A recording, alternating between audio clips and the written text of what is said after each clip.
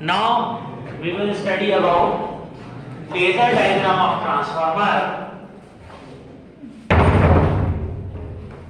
on load without considering winding losses and flux losses due to leakage. ठीक है, अगर हम फेजर डायग्राम की बात करें तो हमारे पास सबसे पहले तो हम ड्रॉ करेंगे नो लोड फेजर डायग्राम. ठीक है, नो लोड फेजर डायग्राम. ये फेजर डायग्राम है हमारे पास नो लोड का. ये नो लोड का फेजर डायग्राम. ठीक है, यहां पर हमारे पास E1 और E2 था, ये फ्लक्स था, ये वोल्टेज था. अब यहां पर हम कह रहे हैं I2 को सेकेंडरी करंट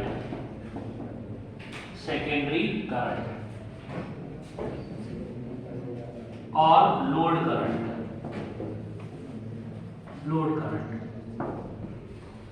ठीक है, अब अगर हम सेकेंडरी करंट या लोड करंट, इसकी रिक्वायरमेंट है किसकी साइड, सेकेंडरी साइड. तो हमारे पास I1 को कह रहे हैं प्राइमरी करंट.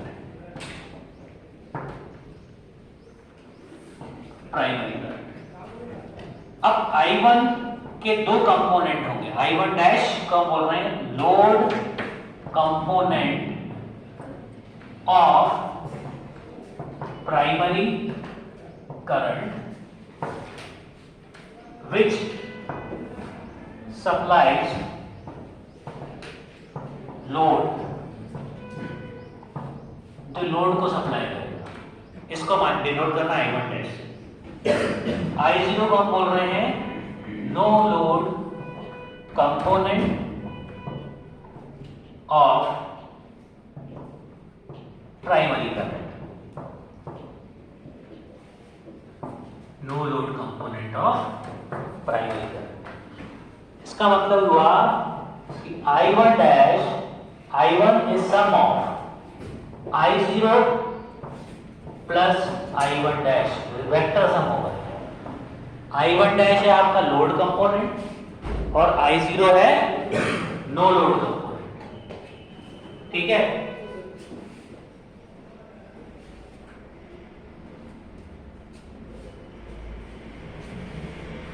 तो हमारे पास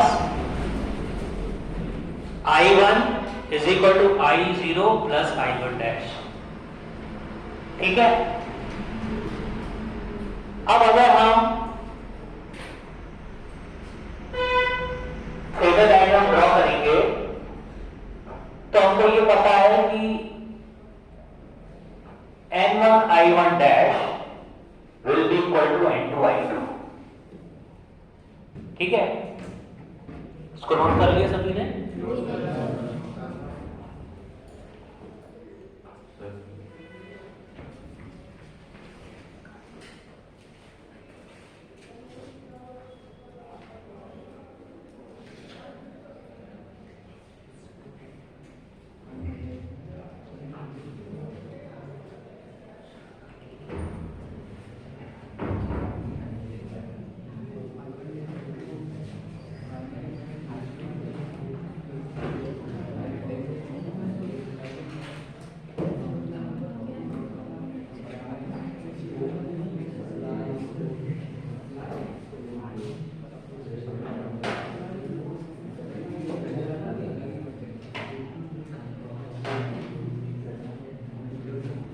अब ट्रांसफॉर्मर की कंडीशन लिखें.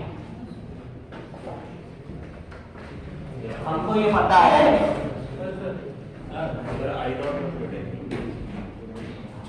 we know that N1 I1 dash will be equal to N2 I2. ठीक है, N1 I1 dash N2 I2 को के बराबर होगा और N1 I1 dash N2 I2 को क्या करेगा, न्यूट्रलाइज कर देगा. ठीक है,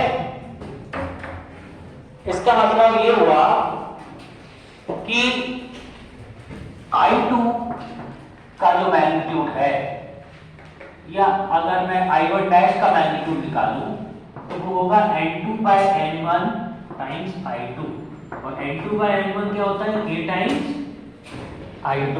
N2 by N1 क्या हो गया, K। तो I1 डैश का मैग्नीट्यूड हो जाएगा K times I2।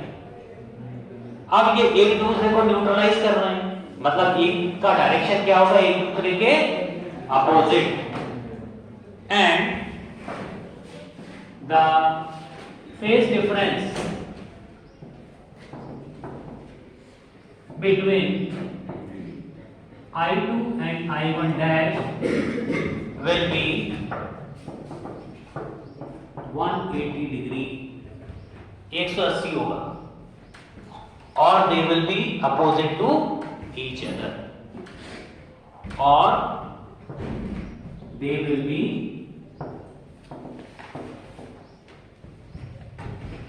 in phase opposition। इसको बोलेंगे हम phase opposition, एक दूसरे के अपोजिट, ठीक है। तो अगर हम हमारे वेक्टर डायग्राम में I2 को यहां कंसीडर करें, यहां पर सिर्फ रिप्रेजेंटेशन के लिए बनाया हमने, अगर हम इसको यहां कंसीडर करें तो I1 डैश इसका अपोजिट बनेगा। I1 डैश क्या होगा, इसका अपोजिट बनेगा। अगर I2 को मैं यहां लूंगा तो I1 डैश इसका अपोजिट बनेगा, और इसकी मैग्नीट्यूड क्या होगा, K times I2, K times I2।